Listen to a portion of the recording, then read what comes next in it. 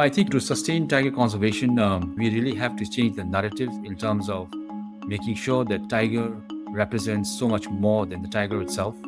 And although we have great support for the species conservation itself, but I think there needs to be a greater recognition and importance of the landscapes that the tigers occupy and what they are important in terms of addressing global climate change issues or global biodiversity issues. Hello and welcome to World Wildlife Fund's Wildlife Cafe series, where we get to chat about some of the most powerful and inspiring stories in the wildlife conservation space with the voices and people behind that work. When it comes to iconic and charismatic wildlife megafauna, the tiger instantly comes to mind.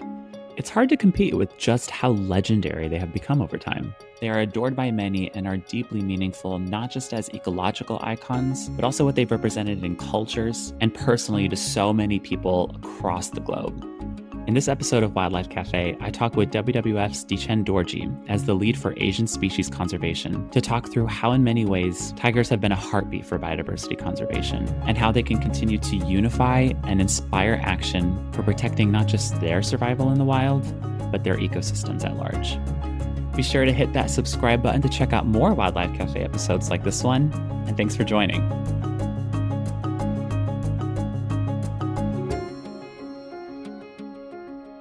Welcome to Wildlife Cafe, Dichen. Yeah, thanks, Alexander. Nice to see you here.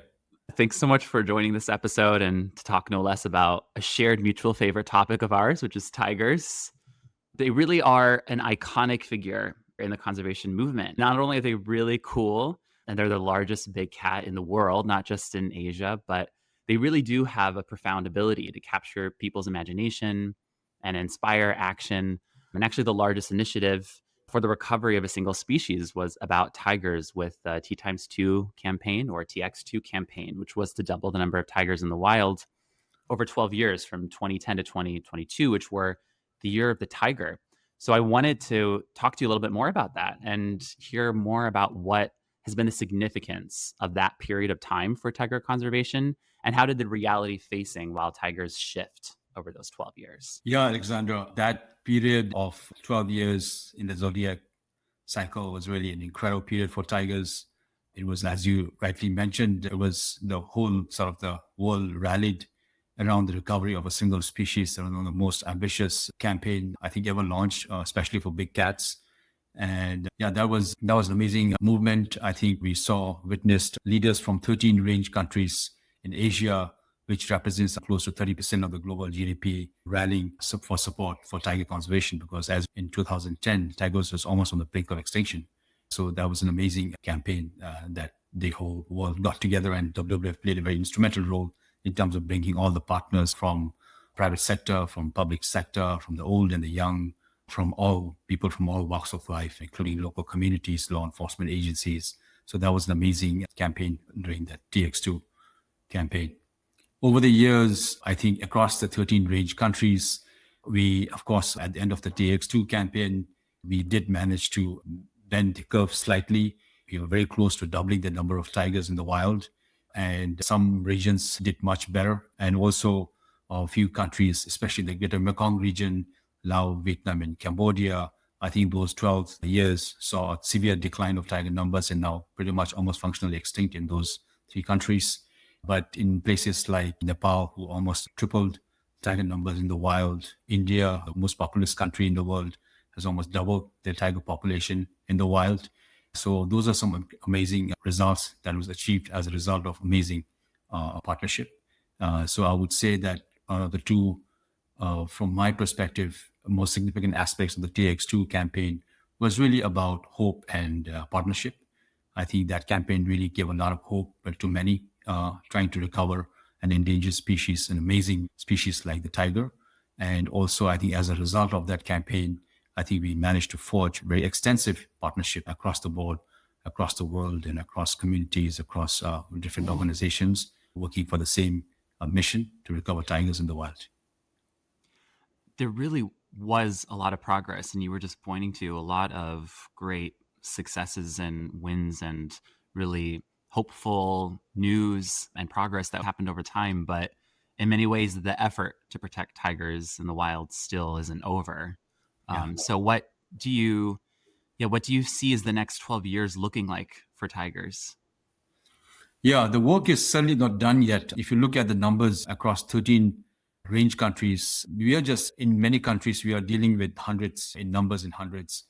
So I think, the whole population viability is a big issue here. So I think there's still a lot of work to be done. We managed to get close to our target in the end of the year of the tiger. But now I think going ahead, we still have a lot of work ahead of us.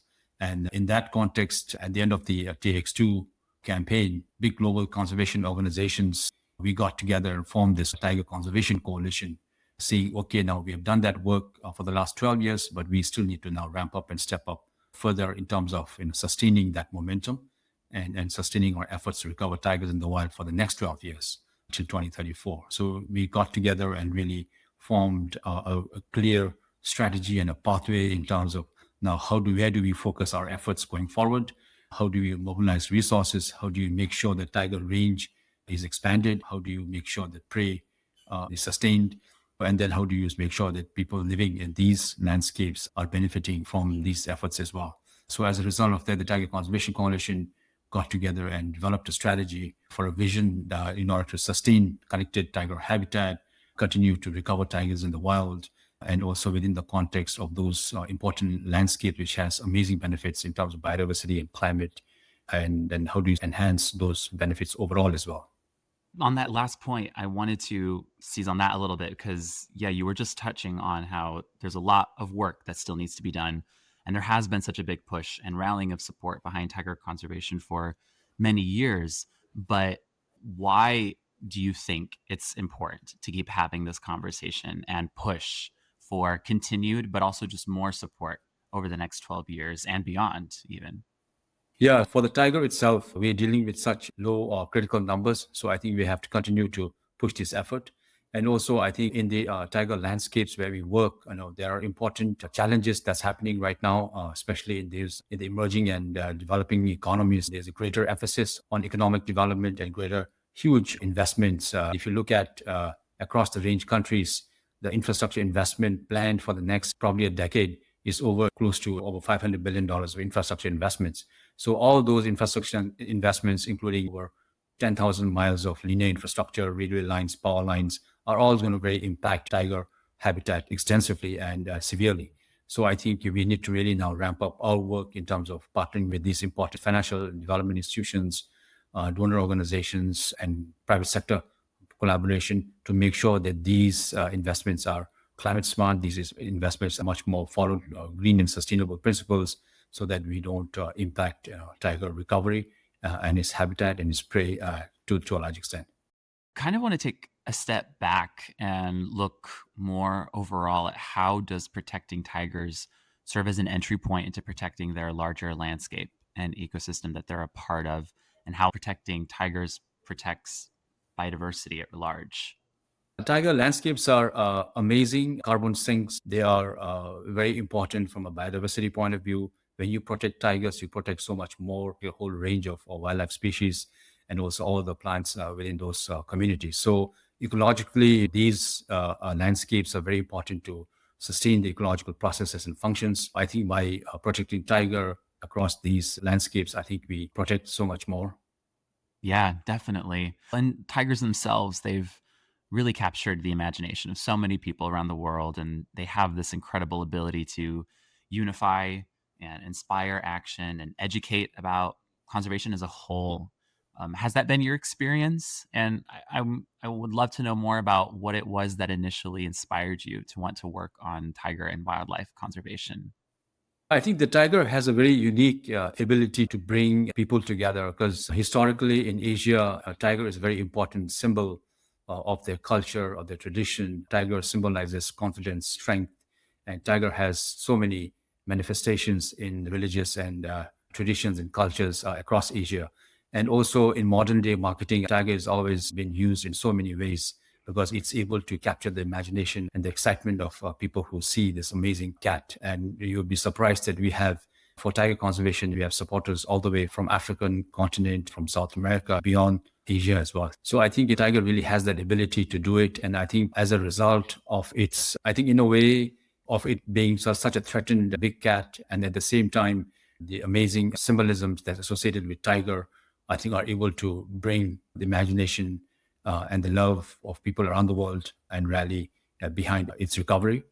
Because I think it's not just about tigers. I think through tigers, I think it also symbolizes the need to address some of the important issues that the world is facing in terms of species extinction, in terms of recovering these endangered and critically endangered species in the wild. Tiger is such an important cultural icon in our society.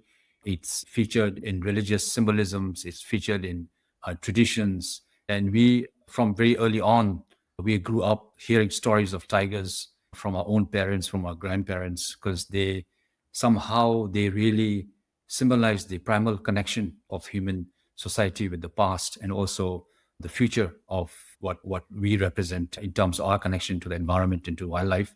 It's enigmatic, it's mysterious, it's intriguing. But at the same time, some of the stories that we hear in terms of livestock depredation, human-tiger conflict, those are very real. When we were growing up, we always grew with animals around. We were very close to the tiger habitat because we lived in those places in a very agrarian society.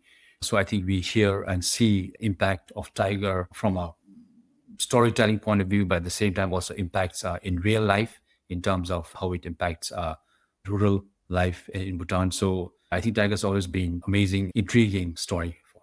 That's beautiful. In your opinion, how do we go about finding a sustainable solution where tigers are doing well in the wild? What does that image of a successful future look like? Yeah, I think to sustain tiger conservation, what's very important is that the recovery of the species in the wild is important, but I think it can only go to a certain extent. I think we really have to change the narrative in terms of making sure that tiger represents so much more than the tiger itself.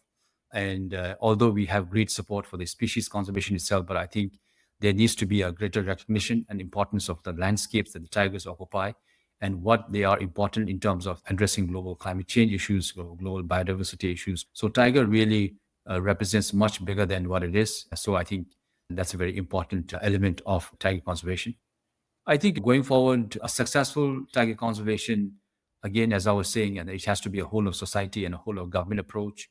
I think it really needs to, as we did in the past 12 years, I think we have to further extend that partnership because there is so much need. I think we have to, of course, in places where we have lost tigers, I think there are opportunities for reintroduction.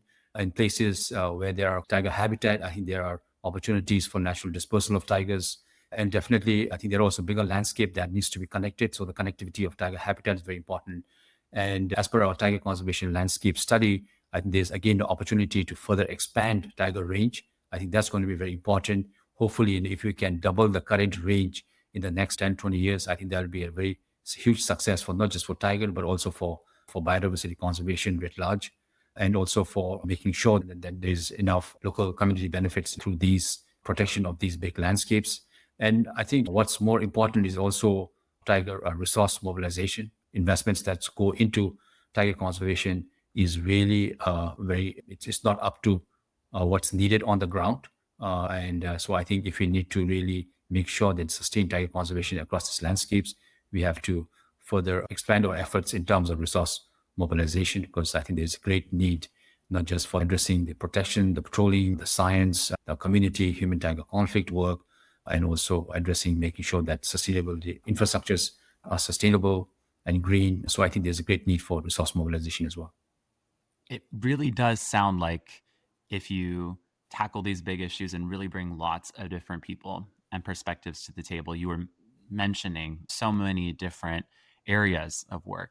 You help solve tiger conservation and protect these habitats at scale, and that tigers really, in a way, are an entry point to the larger conversation and to just biodiversity overall and so many other species that occupy their homes and their habitats with them. But I'd love to ask you finally, if there was one thing that you could change that would help protect tigers and you had the power to do so with a wave of the wand, what would that be? Yeah, if I had a magic wand, I think the ambition that will develop as a Tiger Conservation Coalition to really mobilize $1 billion in the next 10 years for tiger conservation, for tiger landscapes. At the end of the day, we have the science, and we have the know-how, we have a great capacity on the ground. And I think many of the tiger range countries are still they are emerging economies. Most of the countries are still least developed countries. So the biggest issue that they still face is resources, investments. So I think if we are able to mobilize at least $1 billion in addition to what we're spending right now, about $100 million per annum in those tiger landscapes. In addition to that, if we can mobilize $1 billion for the next 10 years, I think that will really help put our tiger recovery in the wild on a positive pathway. I think without allocation of such resources at scale, I think we won't be able to really be successful in not just tiger conservation, but all the landscapes that we are trying to protect. I think if we can mobilize an additional $1 billion, that will really help tiger conservation succeed in the next 10, 12 years. In our world of conservation, especially people who are very committed, and of course, we are all committed to this cause, but I think there are also a whole group of people, mostly local people who are working on the ground, who doesn't have the same opportunity in terms of a platform or an avenue to express some of their experiential and knowledge in terms of conservation. And I think sometimes listening hard to their voices can really change the way we do work on the ground. And I think it's very important to be able to listen to those voices and who have such intimate knowledge of some of the challenges and opportunities they have on the ground.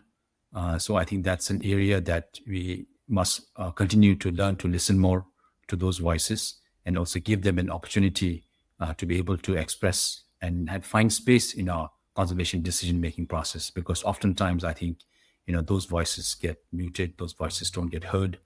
So I think we are in an eventual perpetual discussions around the same models of conservation. And I think it's time that we also maybe relook at some of these voices as well and maybe find a true meaning and a true path to do conservation. I do also just want to ask if you have ever had the incredible opportunity to see a tiger in the wild, and if you did, what that experience was like. I actually did encounter a tiger in the wild. My encounter is a very strange encounter. Actually, a tiger in our capital city in Thimphu, capital of city of Bhutan. One evening, we got a call saying there's a tiger that strayed into the suburban of the capital city. And Bhutan's capital city is not that big. It's only about 200,000 people who live there. Just in the periphery of the capital city, so there's a tiger that sort of, strayed into the residential area. So we had to, at 3 a.m. in the morning, we went and looked for it, and we managed to capture it and then take it to the rehabilitation center. So that was really, I think, a wild tiger that I saw, but not really in the jungle, but in the in the urban jungle. Still maybe a bucket list item for you to see a tiger in the wild one day. Yeah. One day, hopefully. Well, what a delight this has been, Dichen, and really so incredibly inspiring. It really is a global movement in so many ways that you were alluding to, with people like you and a whole diverse suite of talented and passionate individuals. So thank you so much again for joining Wildlife Cafe, and I hope to see you again back on here. Thanks, Alexander. Thanks.